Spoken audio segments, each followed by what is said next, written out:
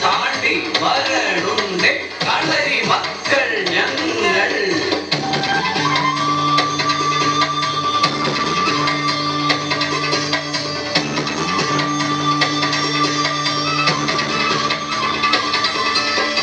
കളികളും കഥകളിയും നിറഞ്ഞാടിയ തിരുവല്ലൂർ ദേശം അവിടെ ആയുധ കളരിച്ചുവടിൻ അധിപനായൊരു കേമൻ കണ്ണൻ.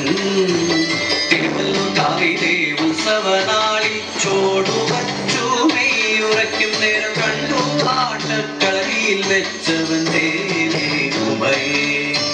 നാലമ്പലമുറ്റത്തും കണ്ടു അവിടെ നാഗത്താൻ